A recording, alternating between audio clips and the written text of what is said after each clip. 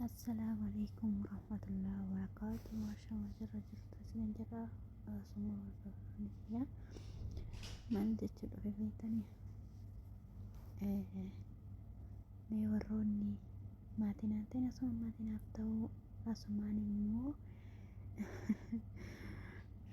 دكو ما ندت في لي وروني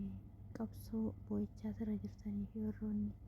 قبصو قمتشو سر جرتني أسمع تك تك تك تك نافذة برندري بنا أسمع لا سنين جدا jiraami tire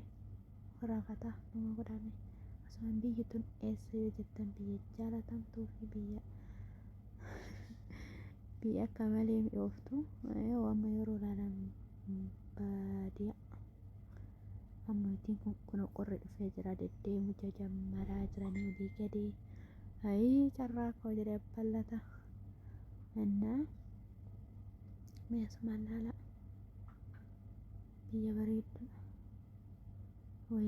boolee biyya keenyaa akkana fakkaattu asii achi ilaalu kuweetii koo egaa hedduu akka biyya namaatti toltu garuu gaditti shun gabbaan baadiyaa isiitti mul'ata lannoo baadiyaa deemuu jammaru jiranii qabbana isin jiraasumaan obboleen kee ka biyya namaa keessa rabbiin isin haa teessu rabbi isin biraa jiraatu akkasuma hunda keenya rabbiin nu haa teessu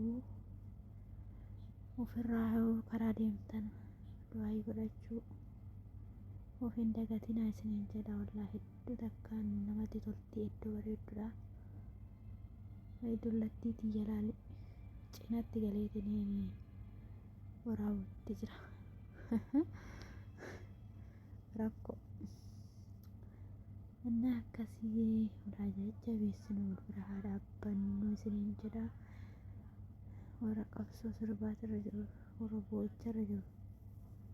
akkami guyyaa sadiitti dhumataa mireemaa gaddi garuu akka yaa rabbi naa dhiisi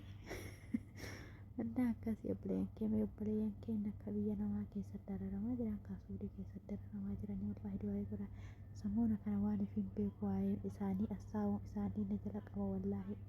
maaliif hin beeku ani wallaahi obboleeyyan nama takkaallee namni ani beeku tokko hin jiru garuu akkanuma garaana nyaatan keessattuu ijoollee shamarraniitu jiraachi keessa hin beeytanii nuti warra shamarranii waan nu barbaachisu kanneen rakkachuu danda'anii wallaahi kaa hedduu takka ulfaata mee du'aayii godhaa fi isiniin jiraasumaaniin dagatinaa karaa kanallee lallaaluu asumaan lallaalaa asumaan obboleeyyan keenyallee hin dagatinaa yaadadha isiniin jedhaa walaa yaadannu wal biraa dhaabbani namummaan nutti haa dhaabamu wanni biroollee haasaa wallaahi